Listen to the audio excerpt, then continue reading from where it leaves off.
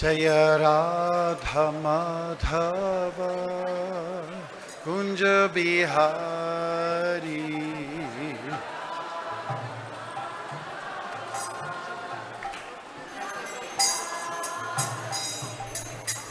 Radha Madhava Kunja Bihari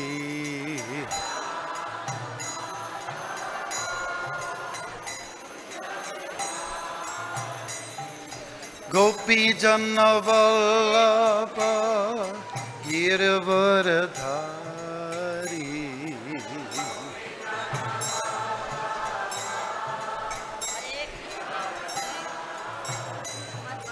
Gopi Jana Vallabha Girvaradhari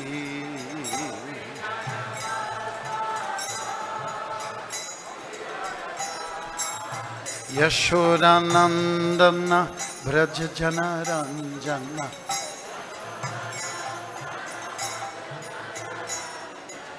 Yashodanandana Braja Jana Ranjana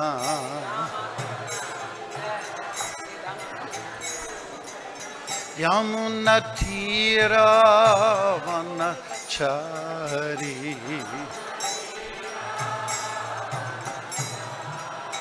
Yamuna Tira Vanachari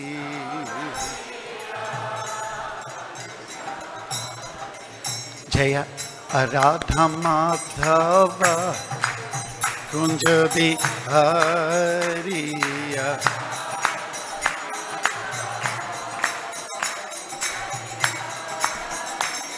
Jaya Radha Madhava Kunja Bihari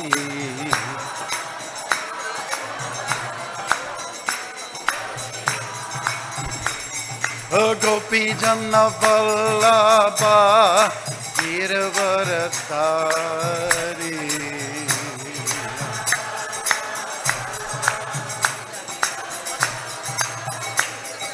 Gopi Jana Vallabha Girvaradhari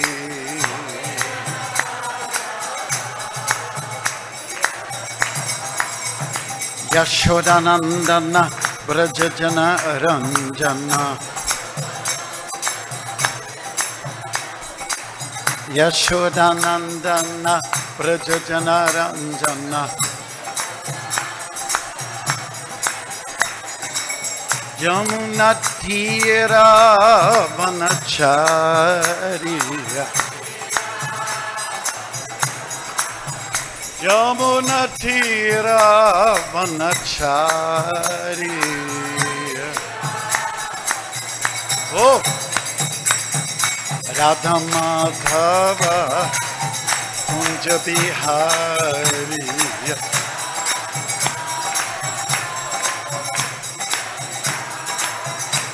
Jaya Radha Madhava Kunja Bihari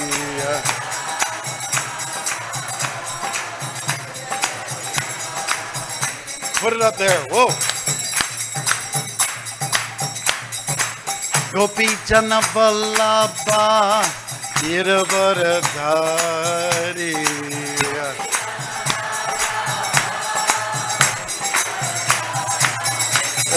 Gopi Jana Vallabha Girvaradhari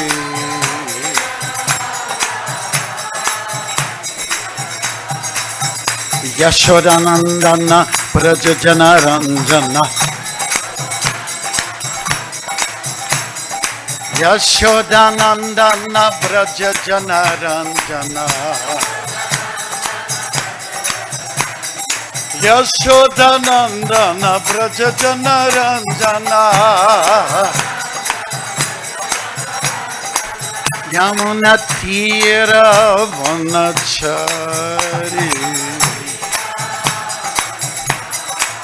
Yamuna Tira Vanachari Let's get it up there.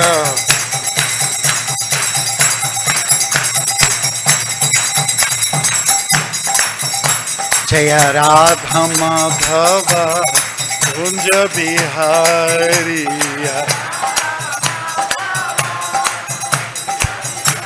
Down here.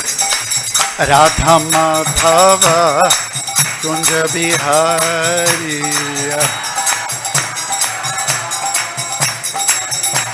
And up again. Whoa. Radha Madhava Kunja Bihari.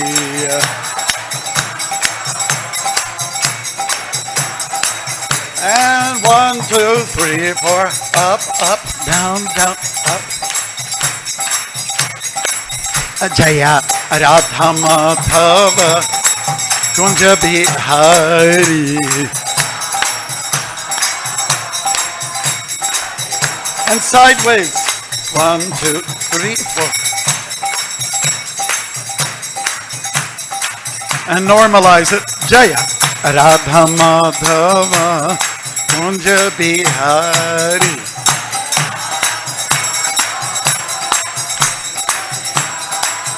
Jaya Radha Madhava Kunja Bihari.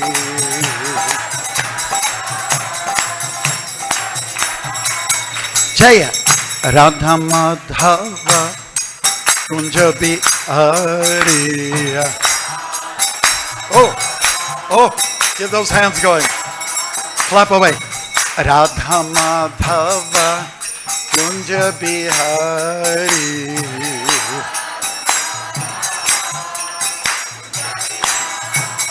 Jaya Radha Madhava Kunja Bihari.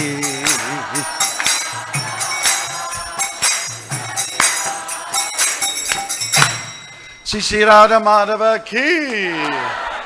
Jayam Vishnupada Paramahansa Paribrajikacharya Satara Satasisima.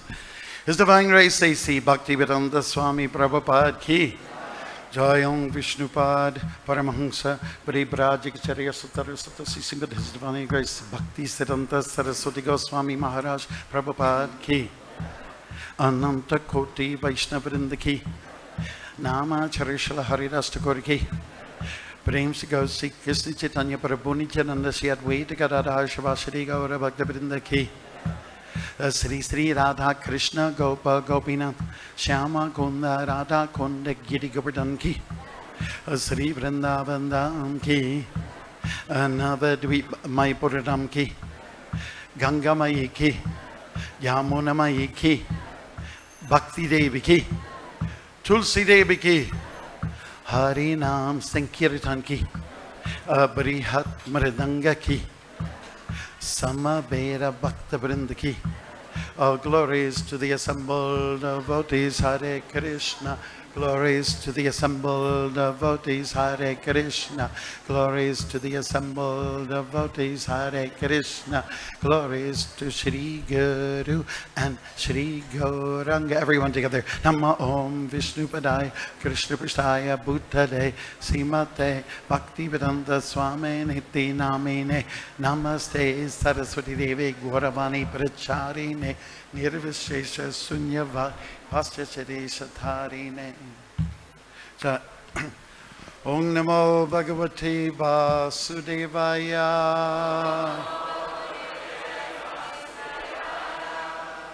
Om Namo Bhagavate Vasudevaya.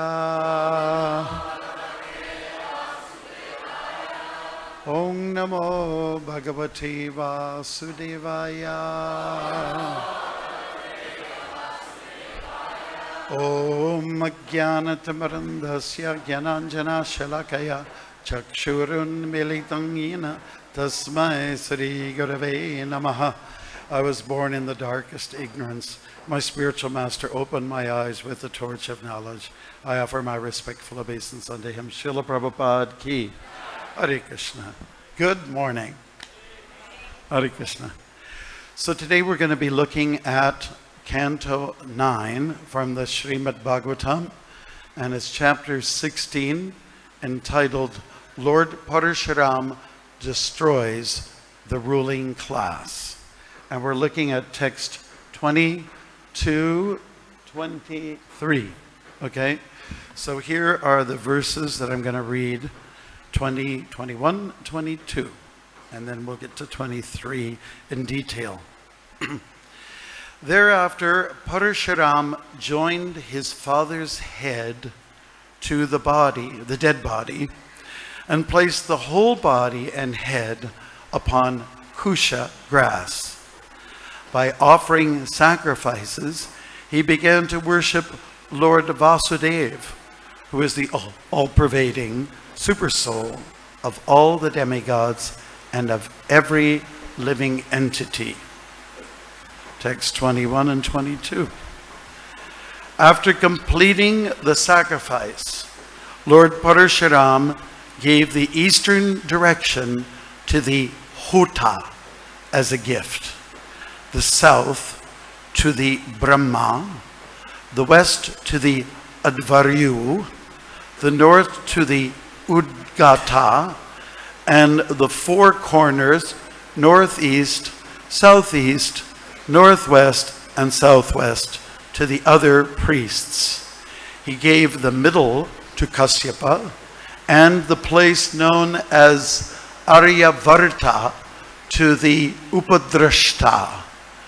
Whatever remained, he distributed among the Sadasyas, the associate priests. Purport, it's a mini purport. The tract of land in India between the Himalaya mountains and the Vindhya hills is called Aryavarta. And here's text 23. It's on the board. Tatas Chavabrita Snana Vidhutasesha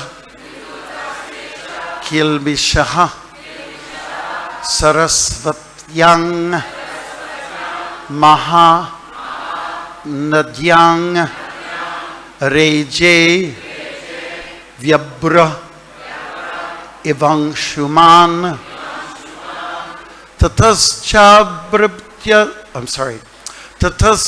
Chava Brita Snana Vidutasesha Kilbishaha Sarasvatyang Mahanadyang Reje Vyabri Ivangshuman Reje Vyabra Ivangshuman Tataschava Britasnana Vidutasesha Kilbishaha Sarasvatyang Mahanadyang Reje Vyabra Ivangshuman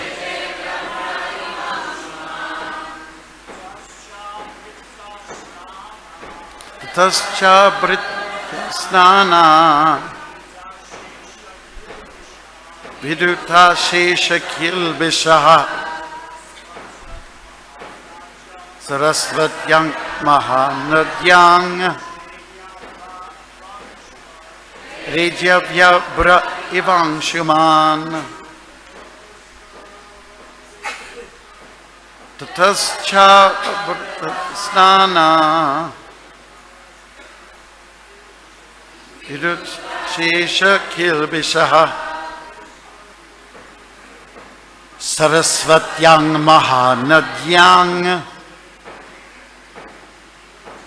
Rejavyabra Ivangshuman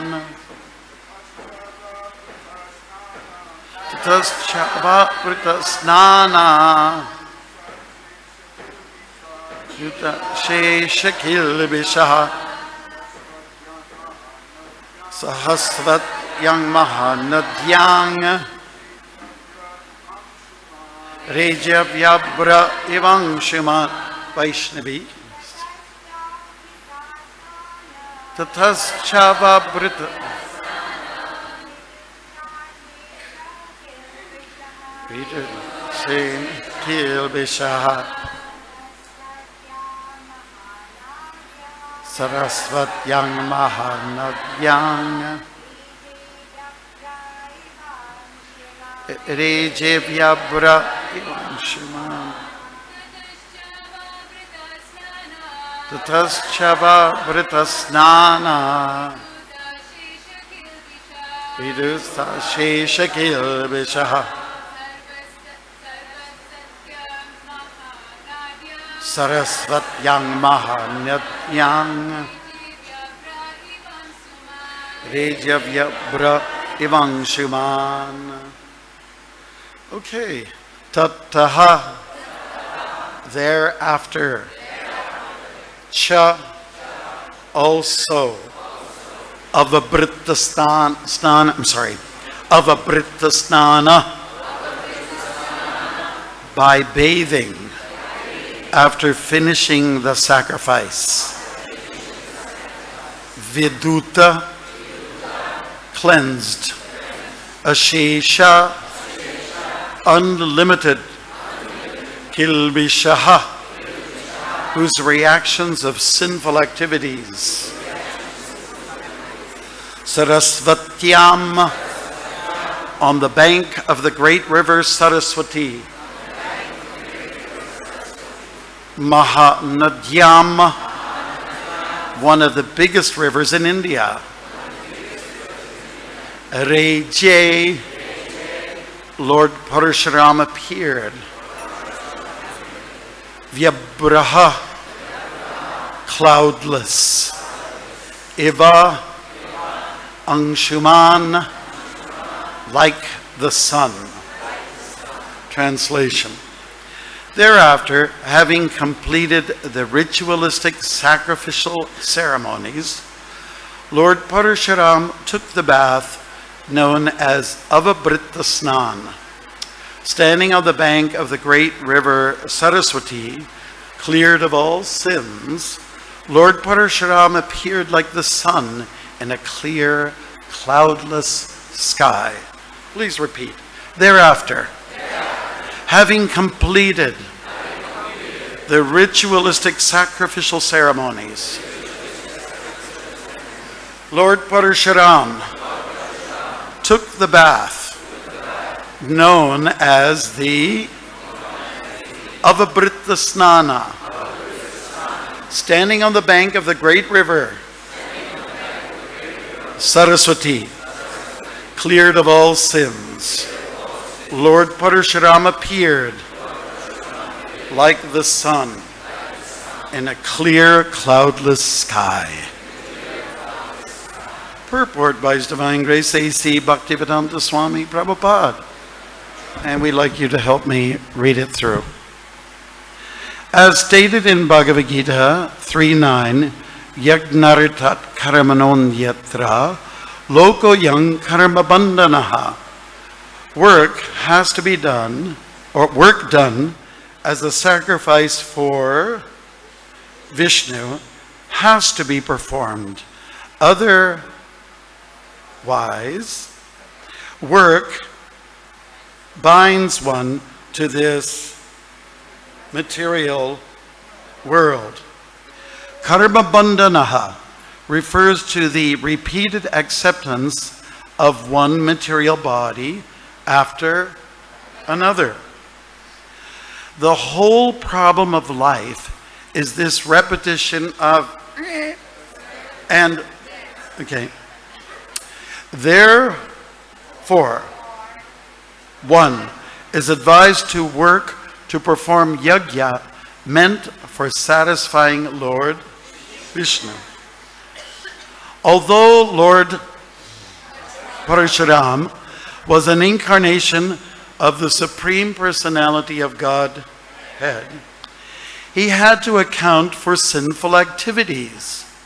Anyone in the material world, however careful he may be, must commit some sinful activities even though he does not want to. For example, one may trample many small ants and other insects while on the street and kill many living beings unknowingly. Therefore, the Vedic principle of Pancha Yagya, 5 kinds of recommended sacrifice, is compulsory. In this age of Kali, however, there is a great concession given to people in general. Yagyai sankirtana prayair yajantihi sumeda saha. We may worship Lord, the hidden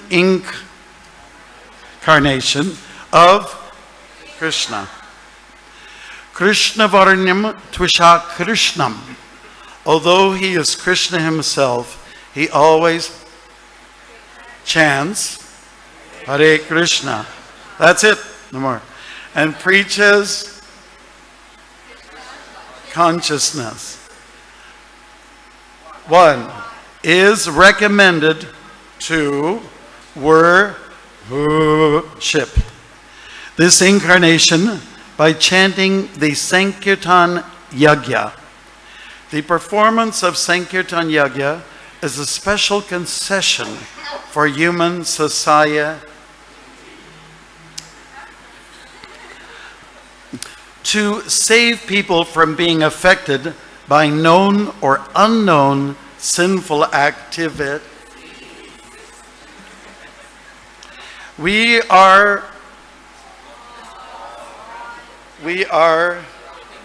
surrounded by unlimited sins, and therefore it is compulsory that one take to consciousness and chant the Hare Krishna Maha Mantra. Thank you very much. Okay, this story of Parasurama, who is celebrated as one of the great avatars, has a very colorful history. Colorful, if we were to give him a color, it would probably be red. Because as Radhanath Swami was speaking about the other day, and his predecessor Bharaju Narayan Maharaj, there was a river of blood that was created. And Srila Prabhupada explains that Lord Parasurama was the one person who was very responsible for creating a mass migration across the globe. Prabhupada explains that, like most stories that we read about, it all starts from India, which is the cradle of civilization. Parasurama was extremely intimidating, large man, matted hair, black deer skin, and a chopper in his hand, an axe you can say, and he was on a mission, and that mission was to have revenge against the Kshatriya order, the warrior class. So those warriors basically did, without visas, they went all over the world, crossing rivers and borders, and they ended up in different places. And this was one way that the world got populated, thanks to Parasurama. Yay! The stories that we're reading about here too, it shows that there's a lot of decapitation going on, which is not alien to the stories of the Mahabharata. Ancient tales do tell of heads flying in the air and arms going and all these kind of things. So he's colorful for sure. It is described that Parasurama is someone who, this is what I find the most interesting aspect of this purport. He accepted sinful reactions. Now, this will raise some eyebrows and questions in the mind. How is it that one of the primary avatars would be implicated in karma, sinful reactions? Srila Prabhupada speaks about that also in the Acharyas, that it is Ramachandra, another one of our favorite avatars, no doubt, who also accepted, let's say, a tremendous emotional feelings of separation, sadness and anger and so on like that, at the loss of his consort, the divine Sita. And so as long as one is in the material world, there will be these kind of problems, even for an avatar. Even Krishna, he accepted the reaction from Sri Gandhari that his city that he built up, Dwarka on the west coast by the Arabian Sea, that it was going to be demolished. It would be taken over, engulfed by water. A tsunami came in, you know, and just engulfed the whole thing. Has anybody ever been to Dwarka? Done any snorkeling down there in the water? Have you found any remains? Well, I was fortunate enough to go to Kurukshetra, which I'm sure some of you have gone there, and the Krishna Museum is there, and they have on display all kinds of items, you know, artifacts that have been found in the ocean that are left from the ancient city of Dwarka, established by Krishna himself. Little pieces of, let's say, crowns from pillars and whatnot, and dishes, and, you know, different kind of cutlery and things like that were on display, as well as some dice. You know, they used to use dice in the Vedic times. They were sort of rectangular in shape, and they've got them on display there too. So I find it very interesting. So the Lord can do whatever he wants. Krishna is Yogeshwara. He's the supreme mystic, and he can do whatever he wants. And if he wants to take on some reaction, he will, but he doesn't suffer the same kind of consequences necessarily as we do. There was the story of Radharani, and she was offended by Krishna because, you know, he was known to kill a bull, you know, Aristasur. And for that, he had to take on some, what do you call it, some punya, or he had to take on some kind of, what's the term? Prayaschita, that's right. And to atone for his sinful activities, you know? And that's very interesting. Why would God do that? But you see, God likes to play. God likes to be involved, to be implicated in all kinds of different dramas and like theatrics. That's a fact. When it comes down to it, everything is a theater, everything's a stage, and it's not just that Shakespeare said that. Everyone's playing a role. Most of us are playing a role. I'm a sannyasi, or I'm a grihasta, or I'm male, or I'm female, I'm a dog, I'm a cat. We have different roles to play, and different career lifestyles that has some kind of, let's say, you know, practice or karma to it all. And in this way, we're always involved in some kind of play. And it's not until we actually come to a high elevated state where I really understand, embrace this concept, I'm not this body, but I am Aham Brahmasmi, I'm a spirit, then we are involved in some kind of play. And that's the way it is in this material world. And we have a lot of different roles that we play. In this life, previous life, and, you know, I see it sometimes in working with our actors. I don't know about doing this part again or doing this play again. It's always interesting that when people always line up for playing the roles of the demons, the asuras, and they don't want to line up for playing the parts of the saints like Narada Muni and so on like that. But it's always something, whether you're in a play on the stage or whether you're off the stage, we are in some kind of drama. And what about when we're in the liberated stage, when we can say goodbye to this ephemeral world, when we can say goodbye forever, and we're in that Paramdhamma, that abode that Krishna talks about. There we're also playing roles.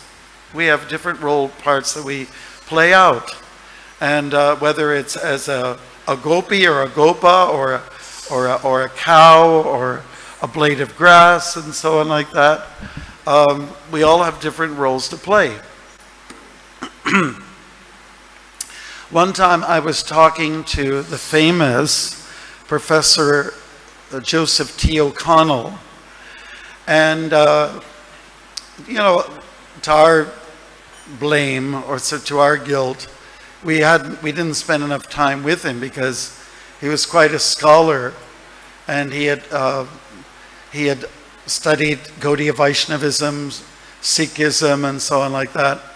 So because he was such a, you know, an eloquent speaker and so on like that, I was always shy to kind of be in contact with him. We live in the same city in Toronto in Canada. But there was one time that we did have a heart-to-heart chit-chat, and he was asking me, so what's happening in the movement? Because he was a fighter for establishing ISKCON in the early days, when we were accused of being a very sinister cult, a cult, you know, like evil and shady. He came forth and stuck up for us and said, this is a bona fide tradition. It goes back to 500 years and 5,000 years prior to that, and the Krishna era and so on like that. So he asked me once, he said, so Bhakti Marga, what's going on these days in the movement? What's going on?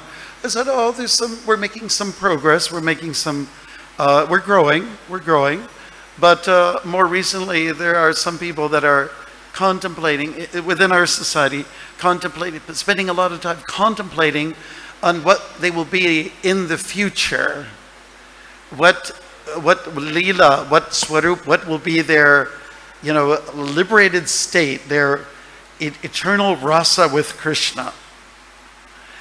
And say, well, that's very interesting. Yeah, that's very interesting, he said to me.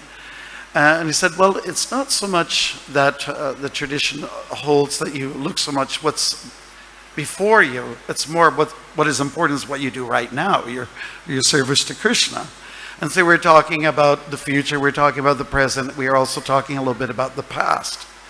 Now, we know that it's not so good to always think about the past. Why do you want to live in the past? It's a very negative thing. At least for many of us, it wasn't such a positive experience. Are you with me on that one? Yes? You know, I see it like it's living very much in tamagun, a mode of ignorance, when you spend too much time in ignorance. It's better to spend time in the present moment and a little bit of time perhaps in the future. Yeah, because future projects are important. That's very necessary, especially in terms of how we want to play out our Krishna consciousness and how we want to try to help the world and be a better place and so on when Krishna is at the center and so on. I've sort of, in my long walks across countries, I've had a lot of time to think, and I sometimes contemplate on, what am I thinking about? Where do I spend most of my time? Am I spending a lot of time in the past? Am I in the future? Or am I in the present? So, I don't know. I think maybe 30, 30, or 33, 33, 33 point something. I think that's for me. It's just my conditioning. I don't know about how it works for all of you. Have you ever studied your mind before? To really probe into where you spend most of your time? So I was almost finished my first walk in Canada in a place, Halifax, and there was a young woman. She came from the CBC, which is always a big catch, Canadian Broadcasting Corporation, and she came with a tape recorder. Remember those old relics? And this was 1996, and she was asking me all the questions that are kind of normal for a journalist. When did you start walking? When do you hope to finish? And what's it all for? And how many pairs of shoes have you worn? Etc., etc. All the interesting human interest stuff. And then she asked, so now that you're almost finished your walk, what was the most significant thing that happened on this walk? And I just kind of went, I was stage fright. I didn't know what to say. Was it bear encounters? Was it, close to death experiences and so on like that? And I really just kind of froze. And then it suddenly dawned on me, I came up with the right answer. I felt anyways. And I said, well, the greatest moment that happened in this walk is that you're standing there and I'm standing here and you're asking me this question, what's the greatest thing that happened? And that's the greatest thing that happened, you asking me this question. And so she immediately jumped on the bandwagon and said, oh, I understand what you're saying. Living for the moment. Oh, yes, that's so important. She kind of like jumped like devotees do practically. It was like that. So, karma, which Parasurama is taking on, it is very interesting. If any of you have had the pleasure to see the drama that we've put out there for you, and by the way, a little station break, tonight's the last night you get a chance to see. There's one beautiful episode in there where Karna comes to enroll in the school of Parasurama. Parasurama has got a martial arts school going. He's a great mystic and he's a master in weapons. So they have an exchange. Karna is accepted. Karna fibbed a little bit. He actually took on the role of, he feigned to be a Brahmin when actually he was a Kshatriya. But he thought that if he could fake it like this, he would be accepted. So then Parasurama accepted him into the school. He showed him some divine weapons. He gave him a mantra which would give him ultimate protection. He did so many things for him in the ashram that Karna had enrolled in. Then it was Parasurama explained that I'm very tired, I need to rest. So Karna decided that he would put his guru's head on his thigh and let him relax there. It would be, his thigh would be his pillow. So then what happened, some minutes passed and a scorpion came and made its way to Karna's leg, crawled up his leg, and then dug deep into his thigh to create a pool of blood on his thigh. So Parasurama, he woke up from the scent of the blood and the liquid. Has anybody ever tried to have a nap when the rain comes down? Nectar of Devotion explains that Radharani, she suffers from lack of sleep because she's always crying in separation from Krishna. So when your face is wet, it's not possible to sleep. So anyways, Parasurama, he had a wet face and he looks and what is this blood? And what's that blood in your thigh? Ah, it's a scorpion. And so anyways, he's taking what would seem to be some kind of like reaction. Why would the Supreme Personality of Godhead, accept blood and on his face? So it is a fact that the Supreme Personality of Godhead does indeed like to engage in all kinds of rigorous sports, and there's soft moments and then there's very, let's say, very hardcore moments. We were talking about how it's important to offer sacrifice to Vishnu. Yagnartat karmanon yatra loko yang karma bandanaha tad artang karma konteya mukta sangha samachara. So it is said in the 3rd chapter of Bhagavad Gita that we worship Vishnu. And when we do that, we get free from the karma, from bondage. Now when we think of the image of Vishnu, what is he holding? He has his signature symbols. He has what? He has a lotus flower, and he also has a conch, right? And that's his software, And then he had his hardware, which is like the chakra, which is used for the decapitation programs that we were talking about. And he also has the gada, which is oftentimes stained with blood, you know. And so in this way, the Lord has his, you know, signature symbols that he carries and takes around with him, you know. In the case of Parasurama, it's like an axe, a chopper. And yes, he's very intimidating. And so hardware, software, you know, that's what the Lord does. It's when we look at the story of Narasimhadev. Narasimha, he is half man, half lion. And his program was to put something on his lap. So he has this laptop, and it is Hiranyakashipu, and he's doing this, you know,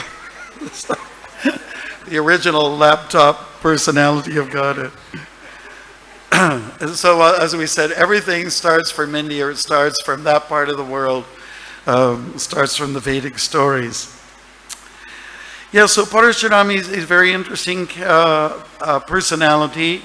And as Radhanath Swami was saying yesterday, he comes here to liberate. Yada yada hidaramsha glanir bhavati bharata. Abhutanam adharamsha tadatmanam srajam yaham. So when there is trouble in the world, the Lord comes. Okay? And when he comes to deal with the duskritinas. Duskritana, dush. Somebody, we were doing practice, we had dushasana, and I said, hey, douche. And then, I don't know, he's some kind of nefarious character. I don't know, I'm not following up on the latest comic, douche. So anyways, duskritina. Duskritina, that means one who's meritorious for mischief making. Meritorious for mischief making. And these are the people that are basically glorified, they're glamorized.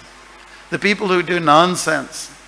The people who kind of like push to the edge and do all kinds of crazy, let's say, promiscuous things.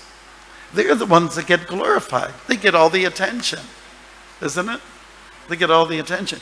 And if you're actually somebody like you're pious, you're a good person, you cut the lawn, you cut the hedge, you know, you take care of the neighbors if there's some need. You go and, you know, help somebody with their flat tire on the road, or somebody needs to help shovel the snow out of the neighbors. That's a Canada reality. So, you know, and those kind of people, they don't get much recognition, isn't it? But what's important is to be recognized by the Supreme Personality of Godhead. It's not so much that I become famous in the world. I may become recognized and known in this world, but I may have no place in the spiritual world. So it's important that we get recognition from Krishna, that we act in such a way that he will kind of like look at us and say, yeah, oh, there's my cool devotee. Yeah, there's my cool devotee. So that's the way we carry on. We're motivated to do things that are of a good nature. And then Krishna, what he does, his reason for coming through the different avatars, is to protect them, to see that they are protected. And then what does he do to keep the peace? He establishes Dharma. Dharma is so important for devotees. Sometimes I find that we try to fly over dharmic realities, that we go into transcendence. And sometimes, like the example of the devotees who were talking about, what's your Swarup Siddhi, you know, and that it wasn't so important as what you are doing now to create a better future. So it is important to walk the line of Dharma, of doing what is proper. And a famous line from Prabhupada was, first be conscious, and then you become Krishna conscious. Just like, say, for instance, there's been some discussion over the internet about the use of plastic, you know, and you know, plastic that gets tossed out, and it's not a nice thing. Are you with me on that one? It's not good. India is a land of much plastic, and practically the whole rest of the world is. So we have this nasty, you know, material that we're using all the time. and to just make waste with the world and destroy the environment should become a very important issue for the devotees, you know. And so we are very environmentally conscious. So in that regards, someone was saying over the internet, well, first let's be conscious and then you can become Krishna conscious. How is it possible to become Krishna conscious if you don't take care of the environment, if you're very abusive to people and to each other? So we also have to look at each other. Are we very nice to each other? I know in our culture, you know, if you wear saffron, and especially if you don't have a pleat in the back that is tucked in the back, and you know, like I'm walking in the campus on the grounds here, people are looking, oh, is there a pleat there? Or I don't see a stick, so they look, oh, there's no pleat. Oh, then boom, like this, even if there's a big puddle or something like that, or somebody's in their motorbike and they stop and they do the whole Dandavats thing, and I think it's very nice. But at the same time, are we giving that same kind of treatment to regular Bhakta Joe, you know, Joe Blow? Isn't everybody important? One of my favorite verses from Bhagavad Gita is Vidya Vinaya Sampane Brahmane Gavahaschini Shuni Chaiva Swapakecha Pandita Samadarshina. And that a real wise person is someone who sees that there is something equal about everybody. And that is the dog, the what else? The elephant, the cell phone. Okay, yes, there's some living being in that phone. Let's wait for them. Very good. Okay, good. And what else? The Brahmin, right? And the man who eats the dog. And the cow, elephant, and dog, right? We could, oh my God, really, we're on a roll here. Yeah. Okay, so personally, I just embrace those kind of verses which help us to understand the equanimity behind all of us, that we all have a chance. We all are spiritual, and some people are a little bit more, let's say, ahead of the game in terms of dharma than others. Some people are, you know, lagging behind a little bit, but it's important that we try to help those people who need a little bit of extra push, a little bit extra love. Oftentimes those persons who went through extreme heavy karmic experiences, that they need a little extra help, and you invest in them, they can sometimes come out to be the very best devotees, you know? Like say, not to put down the tattoo culture, but usually people have all kinds of tattoos all over the place. You know that they've been involved in the life of experimentation. And yet sometimes I find these are some of the best people with the best sentiments. Is there a dance that goes with that? All right. So, everybody has a chance. So, Srila Prabhupada winds up this purport by talking nicely about the Sankirtan Yajna, because Parasurama had a different approach. He went by old Vedic standards, you know, offering sacrifices in the different directions and having various priests there, you know, on site, you know, and we don't have that. We don't have that in our yajnas. We don't know, is anybody in this room an incredible Sanskritist? No, anybody? Is there any one person? Vasu Ghosh, are you on the airwaves here? Vasu Ghosh, are you out there somewhere? So who's a good Sanskritist? And even if you are, what's more greater preferences placed on the fact that you engage in that kind of yajna or sacrifice, which may not have any priest there. There might not even a Brahmin anywhere. Although Prabhupada says around every corner there's a Brahmin or a potential Brahmin. But you're not going to find them all over the place in great abundance. They're usually the smallest portion of the population, Brahmins. Kshatriyas, a little bigger, Vaishyas, there's a whole bunch of them. Shudra community, big time, you know, and that's really the ratio, you know. So then, what are the chance for people from any, regardless of background, to reach the supreme destination. Another verse that I like, Manghi parte vyapasiritya ye pisyu papayoniya striya vaishishtata shudras tepi yanti parangatim. That means that everybody has the opportunity, men, women, people of, working class background, blue collar workers, everybody, it doesn't matter, everybody has a chance to be there. Frankly, men and women, kalo shudra sambhava, everybody's pretty low class these days. Everybody, where do you find the Brahman? It's very hard to find, like a needle in a haystack, But to find a genuine Vaishnav, that's also quite rare. But Srila Prabhupada, the founder Acharya of the Hare Krishna movement, he's done such great work, and it's magical what he did. He really brought out the best in everyone, and he made Vaishnavas out of, what can I say? He pulled people out of the garbage bin and made something useful out of us, And that is his great glory, his great victory. So it is said that, quoting from the Bhagavatam, Yagyai Sankirtana Parayayar Yajantihi Sumedsaha. So the kirtan, kirtan is mentioned in the Bhagavad Gita, Satatan Kirtayantamam, which means your glorification of the Lord is what we do. And Sankirtan, Sang refers to Samyak, Sanskrit, meaning it's a combined effort. Many people coming together to do the sacrifices together. It's not a solo operation. It's not just somebody in some remote place on a mountain or in a cave doing some yajna. This is for everyone to participate in.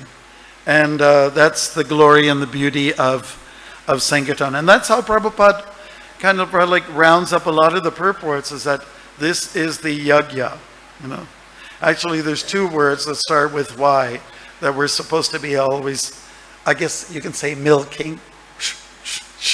So there's yajna, which is sacrifice, and there's yoga. In the context of devotional service, it means to do devotion, to do something with your heart. And sacrifice also, when we are offering it to Vishnu, definitely it's from the heart. So Krishna consciousness is very heartfelt, and we don't always feel that. Let's be self-admitting that when we chant our japa, it's not always like that. It can be very mechanical. It can be upper and lower lips, and we're not very attentive, and our heart is not in the right place. And we're looking around, and we're making so many judgments, and there's lust and anger and greed flying around all over the place and surrounding us and coming from inside all directions and so on like that. So it's basically like, because Parasurama was quite the warrior, maybe we can be like him in that regards, be a warrior against the material energy, be a real fighter, that spiritual warrior that we're supposed to be. And you have that saying, you have to choose your fights, choose your battles, right?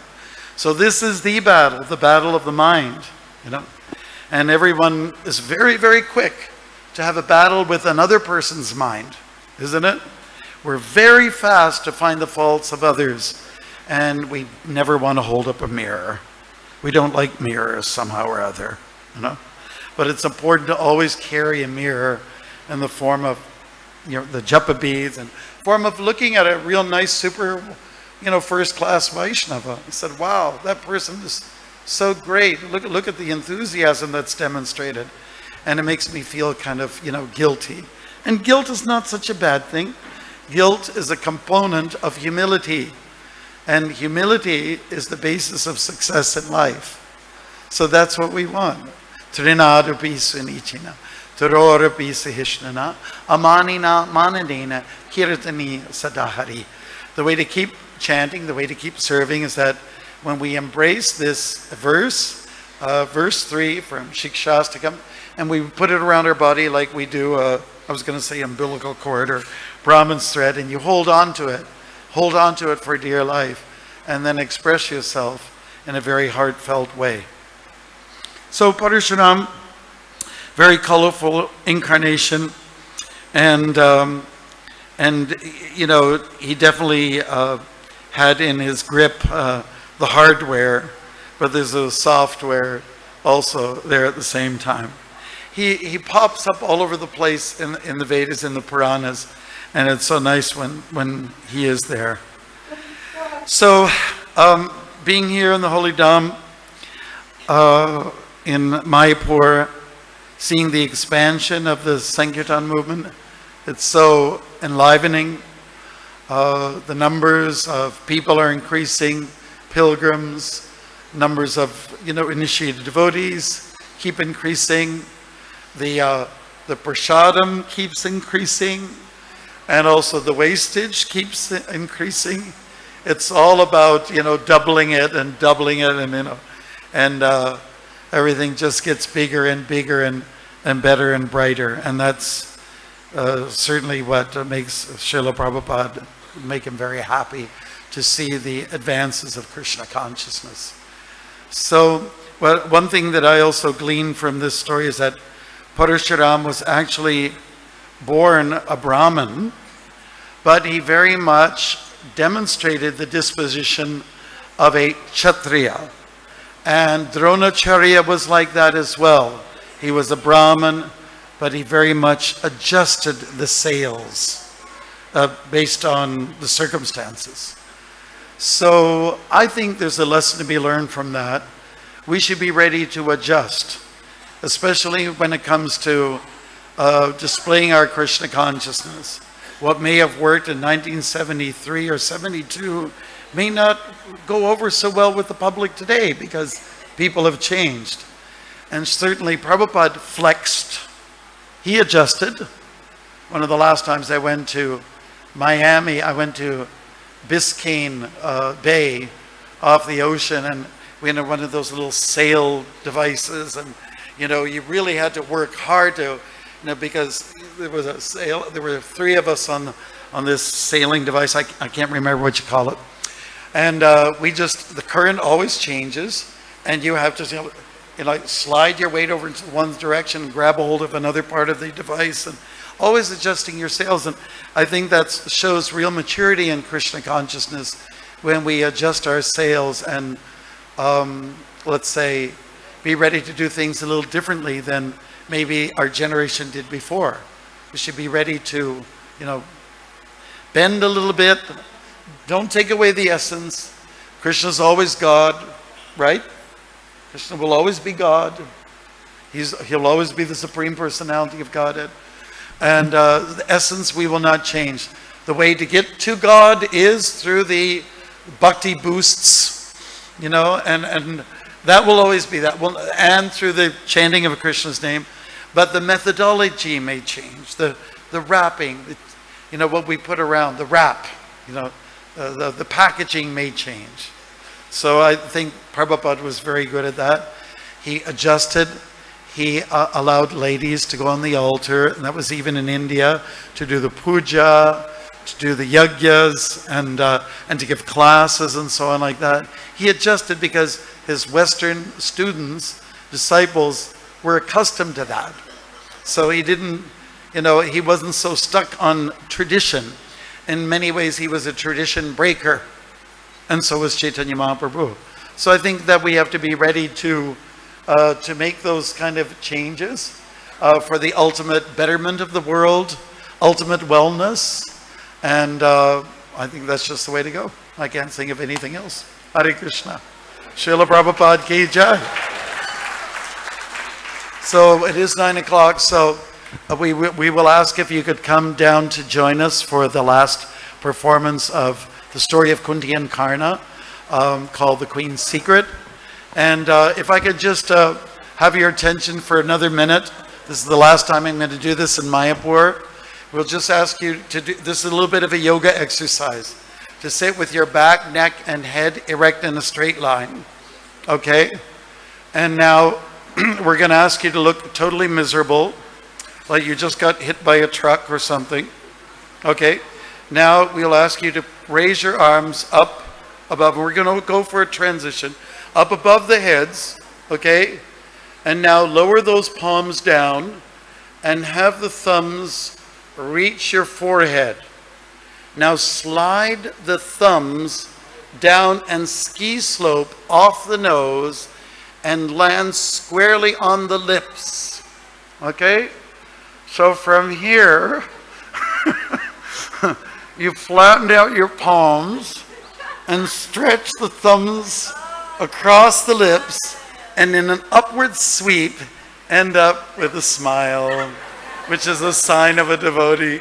Hare Krishna.